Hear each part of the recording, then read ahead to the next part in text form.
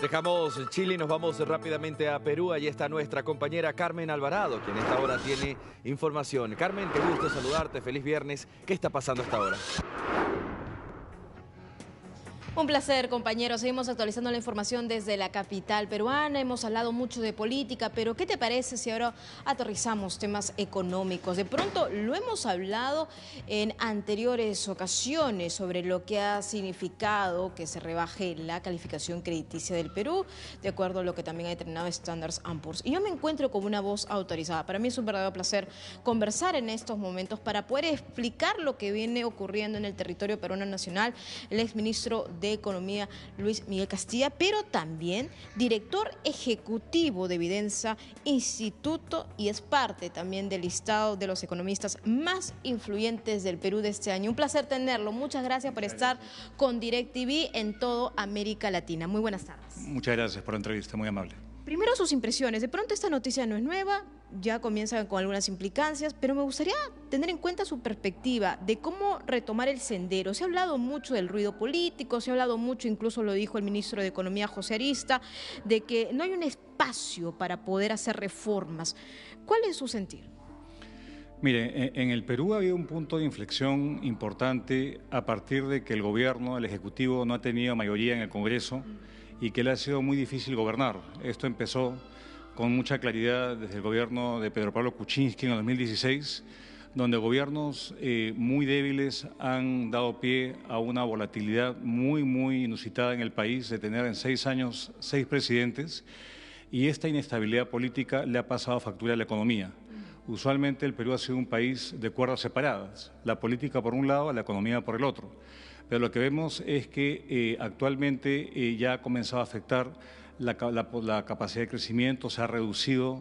Antes crecíamos en promedio 6%, hoy día crecemos entre 2 a 3%, y mucho de esto se debe a las restricciones políticas que han derivado en una debilidad de las instituciones. Y eso, por ejemplo, es lo que recoge el informe de la agencia Standard & Poor's, que le hizo una reducción a la calificación del Perú. Y creo que refleja justamente esta incapacidad de ponerse de acuerdo para avanzar con reformas estructurales que el país necesita. Reformas estructurales, siempre hablamos de esto, exministro, pero de pronto me parece que es el momento, el punto de inflexión para tomar acción, porque estamos ocupados y aquí siempre estamos difundiendo sobre el tema del caso Rolex, investigaciones preliminares que recaen sobre Dina Boluarte, y de pronto se ha dicho que sí, siempre la política y la economía por cuerdas separadas, teniendo en cuenta que en comparación de otros países, nuestro Banco Central de Reserva es autónomo, es independiente y eso nos da pues un manejo, mayor maniobra para poder manejar también pues nuestro balance, pero teniendo en cuenta de ahora para adelante, ¿cuál es su proyección? ¿Es optimista? No sé, ¿cómo usted lo ve? Mire, yo creo que frente al año pasado, que fue un año muy malo, que el Perú se contrajo porque se confluyeron la convulsión social, shocks climatológicos, este año va a ser un año de recuperación, pero el riesgo principal de la economía es el estancamiento. Y acá, hablando de reformas estructurales, creo que hay por lo menos 3 ámbitos donde no hay acuerdo.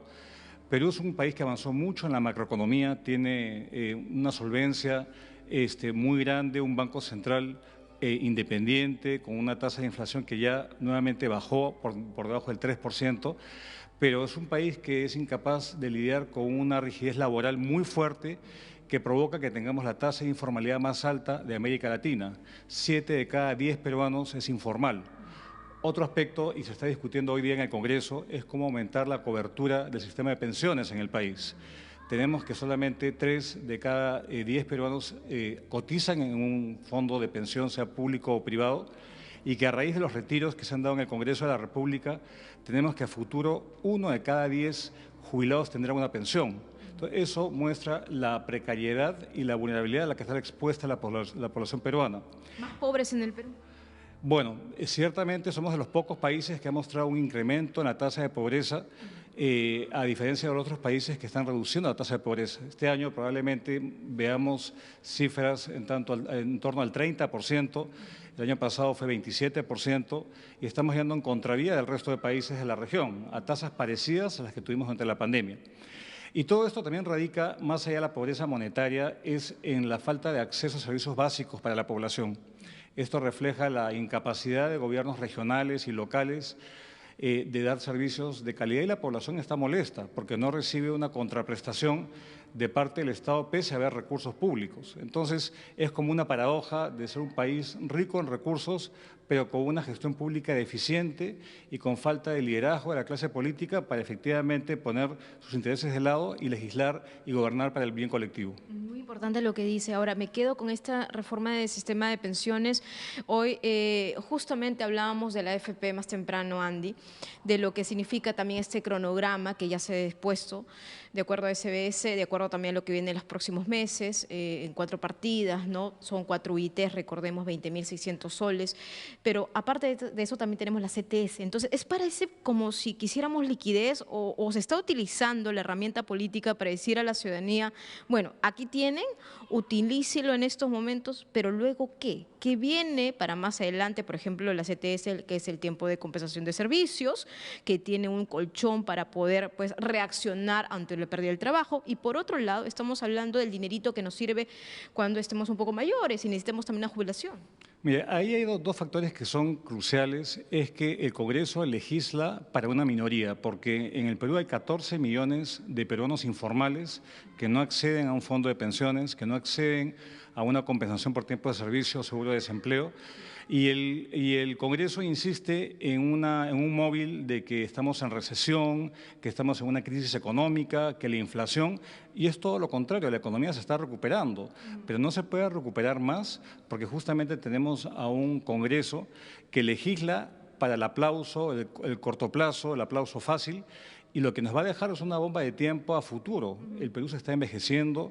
Dentro de más o menos 20 o 30 años vamos a tener el doble de adultos mayores, con una carga mucho más fuerte que vamos a tener que encararla a todos los peruanos a través de nuestros impuestos. Entonces, creo que son temas que no tienen contención ante un gobierno que es bastante débil, que es frágil. Usualmente el Ministerio de Economía tenía una fuerza, por ejemplo, para contener todo este populismo que caracteriza a todos los parlamentos del mundo, la verdad sea dicha, pero lo que vemos es un gobierno muy débil, muy permisivo, que no le pone el pare a un legislativo que es prepotente, en mi opinión, y estamos perdiendo una oportunidad derivada de la inflación baja, del precio del cobre que está tan alto y una cartera de proyectos enorme en varios sectores que debería sustentar un crecimiento mucho mayor del que estamos registrando. Muy bien. Ministro, termino con esto muy rápido, pero me parece muy importante su apreciación. Mientras el ministro de Economía, José Ariztía, está diciendo que tenemos un gobierno débil, supuestamente no estamos en esta pretensión de buscar mayor inversión extranjera. ¿No le parece que es un comentario desafortunado? Bueno, fue sincero, ¿no?, el ministro, porque efectivamente es un gobierno débil, pero no debe ser él el vocero de ese atributo, ¿no?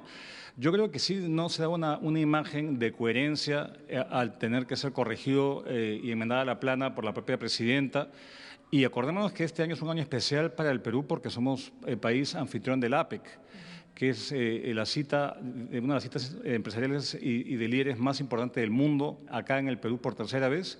Y esto da la imagen de un país que se maneja de manera improvisada y donde estamos perdiendo oportunidades de crecimiento e inversión justamente ante esta debilidad y precariedad del gobierno que tenemos actualmente y de la clase política. Entonces, creo que tenemos más bien aprovechar esta ventana de oportunidades que nos da el mundo y no dilapidarla por una política que lamentablemente le pasa un costo muy alto a la economía. De acuerdo, muchas gracias por esa entrevista. Luis Miguel Castilla con ustedes para toda América Latina a través de las pantallas de DirecTV. Contigo en estudio, Sandy. Te agradezco, tengan ambos una buena jornada.